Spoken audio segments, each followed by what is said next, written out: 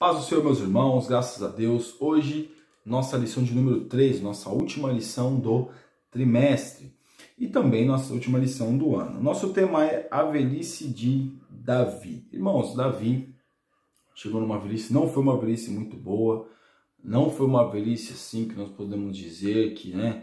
Porque, meus irmãos, infelizmente, esse papo aí de melhor idade aí, pessoas que de mais idade diz que isso é tudo papo furado, irmãos. Melhor idade, tudo papo furado. Porque fala que na velhice a gente sente mais dores, mais dependência. Claro, tem pessoas que chegam na velhice com vigor físico, com vigor mental invejável. Porém, na grande maioria, as pessoas chegam com muita dificuldade. Então, esse negócio de melhor idade aí, as próprias pessoas que estão na melhor idade, ou que são as pessoas mais velhas, que estão a pessoa que está vivendo a velhice, diz que negócio de melhor idade aí, isso aí é papo furado. Porém, nós vemos que é necessário, é importante nós chegarmos a ter uma velhice saudável. Não foi o caso de Davi. No nosso textuário diz assim: ainda que minha casa não seja tal para com Deus, contudo estabeleceu comigo um concerto eterno. Ou seja, ainda que eu não fiz aquilo que eu deveria ter feito, pelo menos Deus me prometeu um concerto eterno. Contudo, que em tudo será ordenado e guardado, pois toda a minha salvação e todo o meu prazer estão nele, apesar de que ainda não o faz brotar, ainda não aconteceu. Nossa verdade prática, a verdadeira essência da vida, não consiste em viver muito ou pouco, mas sim em viver cada momento com Deus e para Deus. Ou seja, não adianta a gente falar, que às vezes fala assim, honrar teu pai e tua mãe, que sejam longos seus dias na terra, como se longevidade fosse somente quantidade de anos acrescentados na nossa vida. Não é somente isso, irmãos. É viver bem, é viver em paz, é ter paz, né? Às vezes a gente tem tribulações na nossa vida, mas quem segue os mandamentos e faz a vontade de Deus tem paz com Deus, tem paz em Deus. E aqui no texto de 2 Samuel, capítulo 23, do versículo 1 ao versículo 7, diz assim: e estas são as últimas palavras de Davi. Diz Davi, filho de Jessé, diz o homem que foi levantado em altura, ungido do Deus de Jacó, e o suave em salmos de Israel. Nós vemos que Davi teve muitas dificuldades, muitas fraquezas, foi um homem pecador. Porém, nós vemos que ele foi um homem segundo o coração de Deus. Por quê? Porque ele é um homem que se arrepende. Ele é um homem que reconhece o seu pecado. Ele não esconde o seu pecado, apesar que ele tentou esconder quando foi lá com Betseba, o pecado do adultério, o pecado do homicídio, mas Deus trouxe à tona o pecado dele e ele não fica culpando o pecado e não fica dando desculpa porque ele fez o que fez. E sim, ele se arrepende. Por isso que ele escreve tantos salmos belíssimos e sim, principalmente nos seus salmos ele expressa o arrependimento. E no versículo de número 3, disse o Deus de Israel, a rocha de Israel, a mim me falou: haverá um justo que domine sobre os homens, que domine no temor de Deus. E será como a luz da manhã, quando sai o sol da manhã, sem nuvens, quando pelo seu resplendor e pela chuva a erva brota da terra. Ainda que a minha casa não seja tal para com Deus, que é o versículo do nosso textuário, contudo estabeleceu comigo um concerto eterno, que em tudo será ordenado e guardado. Pois toda a minha salvação e todo o meu prazer estão nele, apesar de que ainda não o faz brotar. Porém, os filhos de Belial serão todos como os espinhos, que se lançam fora, porque se eles não pode pegar com a mão. Mas qualquer que os tocar se armará de ferro, e da haste de uma lança, e o fogo serão totalmente queimados no mesmo lugar. Ou seja, aqueles que estão em Deus, ele reconhece o seu erro, reconhece o seu pecado. Mas aquele que não está, que é filho de Belial, acha que é tudo normal, acha que é tudo tranquilo, acha que a vida é assim mesmo, como diz aquela música, não deixa a vida me levar, a vida leva eu, e vai levando, e que vai levando para o inferno. Essa é a realidade. E mesmo dentro da igreja, porque tem muitos dentro da igreja que acham que são filhos de Deus, mas se comportam como os filhos de Belial. E vamos lá, o evangelho é isso aí, não tem problema, e vamos levando, sendo levado para o inferno. E aqui na nossa introdução, diz assim: há nada de pejorativo na palavra velhice. Ela não fala apenas de idade avançada, mas também de maturidade e experiência. Então, quando a gente fala velho ou velhice, não é nenhum xingamento, não é nenhum demérito, e sim até um elogio.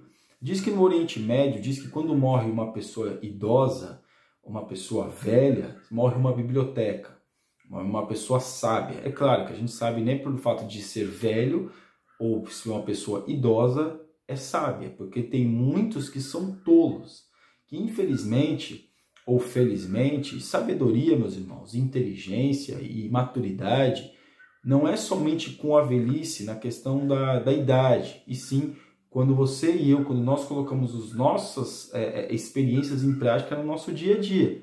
Então não é nada ser velho e ser tolo, né? Ser velho e não ter sabedoria.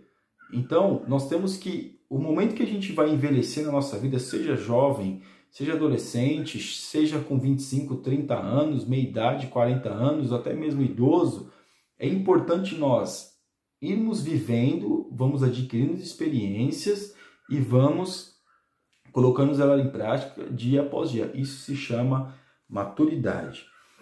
Tópico 1. Uma visão geral sobre a velhice. Concepções antigas e modernas. Há 2.500 anos, o filósofo egípcio Epitec Hotep descreveu a velhice como o maior infortúnio que pode atingir o ser humano. O poeta inglês William Shakespeare não via a velhice com bons olhos. Antes, relatou que os anos crepusculares trazem uma segunda infância e simples esquecimento. Ou seja, quando a pessoa tem pessoas que chegam nessa idade avançada, elas voltam a ser crianças, porque precisa ser cuidada, precisa ter atenção, a pessoa às vezes volta a usar fralda. No Japão, onde tem um dos maiores índices de pessoas idosas, se vende mais fralda para idoso do que para criança. Se vende mais fralda para pessoa idosa do que para criança. Ou seja, a pessoa parece que algumas, não são todas, que chegam numa determinada idade, numa velhice, voltam a ser crianças. Precisam ter uma... Por isso que muitas casas de repouso estão ficando cada vez mais ricas. Porque às vezes os filhos não têm paciência de cuidar dos seus pais nessa idade. Então aqui, na parte 1, a antiguidade, eles tratavam também, sempre valorizaram a idade avançada, sempre valorizaram a pessoa idosa. Hoje, infelizmente, com a tecnologia, que é muito boa, não se valoriza mais o idoso como se valorizava antes. O idoso, antigamente, era um símbolo de quê? De sabedoria, de inteligência. Hoje o idoso é ultrapassado, hoje o idoso é velho mesmo, não serve. Como que se apenas a tecnologia servisse para a nossa vida. Como que sabedoria moral, inteligência da vivência não servisse para nada para nós. Por quê, meus irmãos? A tecnologia é muito boa, elas nos servem muito bem. Só que nós aprendemos com os antigos, aprendemos com os mais velhos, faz com que nós venhamos o quê? Conseguir viver melhor, resolver problemas com mais eficácia, com inteligência e não sofrer por bobagens. Infelizmente hoje tem muitos jovens que se matam, se suicidam, estão em depressão. Por quê? Porque não conseguem adquirir, não ouvem as experiências dos mais velhos. Tópico de número 2, concepção bíblica. A Bíblia descreve a velhice como algo natural e dadivoso. Quando a Bíblia fala da velhice, ela sempre fala de coisas boas, né? De coisas boas. Ficar velho não é nenhum pecado e também nenhum demérito. Na verdade, é um mérito nós chegarmos a uma idade avançada. Até o salmista vai dizer que está falando de Matusalém, de 969 anos.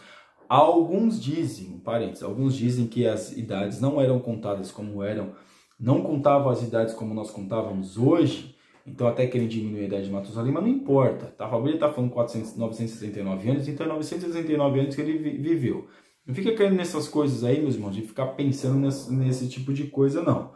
Mas assim, a Bíblia, quando ela vai falar da velhice, alguns homens reclamam e se queixam de chegar numa certa idade. Por quê? Porque o corpo já não responde mais como respondia. Alguns chegam com a mente ótima, mas alguns chegam com a mente debilitada. Aqueles que chegam com a mente debilitada, mesmo assim, meus irmãos, não é culpa deles que às vezes façam algumas coisas, mas aqueles que chegam com a mente ótima, saudável, tem por obrigação de ensinar os mais jovens a não cometer os mesmos erros que eles cometeram. Se nós víssemos algumas situações aí, nós vamos ver que nós deveríamos ser pessoas melhores. A minha avó, ela não teve estudo. Era de Minas Gerais, não teve estudo, veio para São Paulo, aquela coisa, como muitos, né? Mas ela tinha uma sabedoria imensa. Ela conseguia entender uma situação olhando de longe. De longe no sentido que ela não precisava exatamente estar com a pessoa para saber se a pessoa estava mentindo, estava falando a verdade, para entender uma situação. A sua experiência fazia com que ela tivesse uma interpretação, e não uma interpretação ao qual fosse que ela achasse que fosse o achismo da parte dela, não. Uma interpretação correta, da situação correta. Por quê? É a experiência, é a maturidade. E hoje nós vemos que nós não temos isso. Porque a gente não queremos aprender com os mais velhos. Porque aqui a velhice ela traz alguns infortúnios, sim, claro. Assim como aconteceu com Davi. Mas Davi deveria ter morrido como um rei sábio, como um rei inteligente. Mas Davi morreu tendo muitos problemas na sua casa e ainda assim o seu filho, até o seu filho no Adonias, queria tomar o reino à força. E tentou mesmo tomar o reino à força. Parte 2. Problemas na velhice de Davi. A velhice de Davi. Descreve alguns problemas que atingiram Davi na velhice. Ali se esclarece que a velhice não poupa ninguém. Né? Tive até que chamar uma jovem para aquecer ele, porque o velho, a pessoa mais velha, ela sente mais frio. Imagina o apóstolo Paulo, que já estava numa certa idade, que já estava debilitado, claro, não foi uma idade tão avançada assim como Davi, mas já estava numa certa idade, preso numa masmorra, fria e úmida e sozinho. Imagine quantos infortúnios o apóstolo Paulo sofreu, tanto psicologicamente como fisicamente. Mas o apóstolo Paulo é um grande exemplo também para nós de uma velhice saudável. Mas aqui, estamos falando de Davi. Davi é o exemplo de como começa o declínio da vida, conforme Eclesiastes 12, 1 ao 7. Portanto, aproveitemos bem a adolescência, a juventude na presença de Deus. Irmãos, infelizmente muitos jovens hoje falam: eu vou para a igreja quando eu ficar velho, igreja é coisa de velho, igreja é isso, que eu vou perder minha juventude. Fica à vontade, você quer curtir sua juventude do jeito que você quer, achando que isso é a melhor coisa que você faz da vida? Mas só que quando você ficar velho, você vai querer aquele tempo que você teve de jovem e ele não vai existir. Quando você ficar velho, você vai querer aquele tempo de adolescente e não vai existir. Ou seja, você vai ver quanto tempo você perdeu. Por que eu digo você? Pode ser nós. Nós vemos quanto tempo nós perdemos. É claro, eu vim para adolescente para a igreja, mas eu vejo que eu podia ter feito muito mais, aprendido muito mais, buscado muito mais, desejado muito mais, não faltar tanto aos cultos como eu faltei, fazer melhor, buscar melhor, ser uma pessoa melhor. Mas esse tempo já foi. Então aquela pessoa que chega na velhice, ela olha para trás, alguns, não todos, e vê quanto poderia ter feito. E tem que ensinar o jovem a isso. Tópico de número 2, enfrentando mais um filho rebelde. Como nós falamos sobre Adonias, Adonias queria ser rei. E agora Davi de novo, agora velho já, numa idade bem avançada, com certas limitações físicas e provavelmente até psicológicas, ele tem que enfrentar o filho, que até tocou trombeta, que até tocou lá um instrumento para se declarar rei. Ele achou que ele era o rei. Mas aí Betseba entra em cena e fala acerca de Salomão, e aí ele vai, mas peraí, o que está acontecendo? Não sabia nem o que estava acontecendo. O que está acontecendo? Ah, não, é que Adonias... Não, você não vai ser rei. Quem vai ser rei vai ser Salomão. Parte 3. Constituindo Salomão como rei. Já no seu leito de morte, doente e velho, Davi teve de atuar firmemente para constituir Salomão como rei. Davi teve que ser firme, irmãos. Na velhice, quando ele chega na velhice, que ele vai ter uma firmeza com o filho dele. Por que na velhice? Porque ele não teve firmeza com Absalão. Ele não teve tempo. Ele viu que depois que Absalão morreu, que nós vimos na lição passada, que aí ele foi entender que ele tinha um filho e tinha que tomar conta e ser firme. Já com Adonias, ele foi firme. Você não vai ser rei. Quem vai ser rei vai ser Salomão. Aí na velhice, que ele tomou a atitude que ele deveria ter tomado pelo menos aí uns 20, 30 anos atrás. E aqui, não que Absalão tivesse morrido há 20, 30 anos atrás, que ele deveria ter começado a tomar com os seus filhos há muito antes de tudo aquilo que aconteceu na sua família. E claro, e com certeza também não teria pecado, estaria lá junto com os seus comandados na batalha e não teria perdido tempo pecando contra Deus. Parte 4. A palavra de Davi a Salomão e sua morte. Davi tem consciência que vai morrer. É isso que se constata em 1 Reis 2, do 1 ao 4. Nessa hora brotam dos seus lábios profundas palavras com as quais aconselha seu filho Davi. Aí quando a gente escuta aquele conselho, aí nós vemos, olha, realmente agora nós vemos que a sua vivência, a vivência de Davi, realmente trouxe experiência e maturidade, que se transformou em maturidade quando ele passou para Salomão naquele momento. Por quê? Porque ali naquele discurso, ou naquele conselho que ele dá a Salomão, aí nós vemos sim um Davi consciente, um Davi que dá um conselho verdadeiro, um conselho pautado mesmo naquilo que é Deus. Olha, nunca deixa Deus, procura agradar a Deus, e ele vai falando de Deus para Salomão, como ele deveria proceder, como ele deveria fazer ali naquele conselho. Aí sim nós vemos. Mas se Davi tivesse dado o mesmo conselho para os seus outros filhos, ou dado a mesma atenção que ele deu para Salomão para os seus outros filhos, a sua casa teria sido uma casa muito melhor. Mas graças a Deus, irmãos, pelo menos no fim da vida, Davi colocou e fez aquilo que era certo. Que a gente não venha esperar chegar nesse extremo para poder fazer aquilo que é certo. Parte 3. As palavras finais de Davi em sua velhice. O reconhecimento da ação do Deus de Jacó. As palavras finais de Davi em 2 Samuel são de louvor a Deus. Primeiramente, ele expressa sua gratidão a Deus por ter lhe favorecido em tudo e menciona que foi levantado em altura pelo Deus de Jacó. Aí, quando nós vemos ele na sua velhice, aí ele começa a entender coisas que ele não tinha entendido e a perceber coisas que ele não tinha percebido. Então, meus irmãos, é interessante e é necessário que a gente não venha chegar na velhice para poder aprender certas coisas, que a gente não venha sofrer, ter que sofrer, padecer por uma situação para aprender. Porque o inteligente, ele aprende com o sofrimento dos outros. E aquela pessoa que não é inteligente, ela tem que sofrer para aprender. Então que a gente venha ser inteligente. Está vendo que ali é mal? Está vendo que fazer as coisas que contrariam a palavra de Deus não faz bem? Então não faz. Se não faz bem para aquela pessoa, não vai fazer bem para mim nem para você também. Então aqui nós vemos Davi, e Davi aqui na parte 2, Davi inspirado. Davi esclarece que as palavras que pronunciará têm sua fonte em Deus. Ele estava inspirado por Deus. Por quê? Porque ali ele coloca realmente aquilo que ele tinha de melhor diante de Deus, e ele faz como se fosse um discurso, sabendo que vai morrer, diante de Deus. Ele poderia ter feito esse discurso muito antes, ele poderia ter feito esse tipo de colocado essa inteligência prática muito antes. Mas nos salmos, ele sempre faz salmos de louvor e agradecimento a Deus, mas não com profundidade de uma vivência. Porque uma coisa é nós falarmos acerca de Deus, uma coisa é nós vivermos debaixo da vontade de Deus. É nós vivermos uma situação porque Deus está permitindo que a gente viva.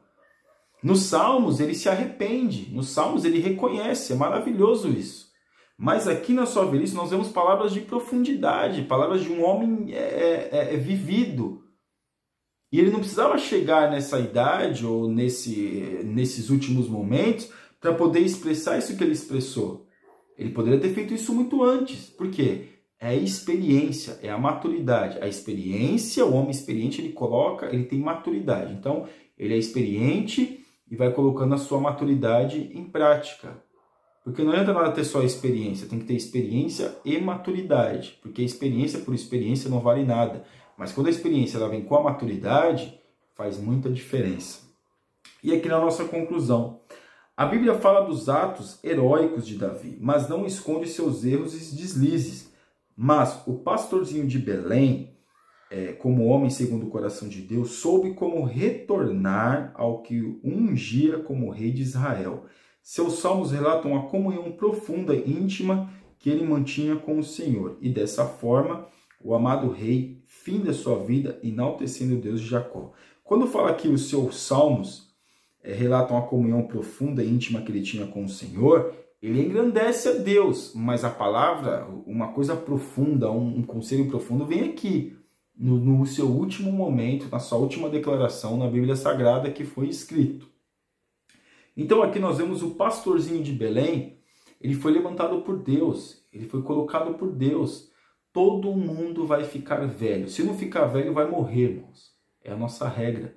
Mas que nós venhamos envelhecer bem, com saúde. Ah, mas eu cuido da minha saúde, teve um que cuidou da sua saúde. Eu conheço um irmão da igreja que tinha por volta quase 50 anos, que era um maratonista, e sofreu de câncer. Outro pode ter um AVC, outro pode ter vários tipos de doença, um câncer, qualquer coisa. Mas, irmãos, nós temos que fazer a nossa parte, que é cuidar do nosso corpo, que é cuidar da nossa alma, que é cuidar da nossa mente, quer fazer aquilo que Deus manda que a gente faça e seguir os caminhos que Deus manda que a gente venha seguir, para que a gente venha entrar na vontade de Deus e tudo aquilo que acontecer venha ser dentro da vontade de Deus e a gente venha caminhar com Deus. Porque quando nós caminhamos com Deus, as dificuldades podem vir, as situações podem vir, a doença pode vir, porém quando nós estamos com Deus, nós temos paz em Deus. Amém? Você ainda que não é assinante do nosso canal está convidadíssimo a assinar, que Deus te abençoe, que venha ter boas festas para todos os irmãos, cheio de paz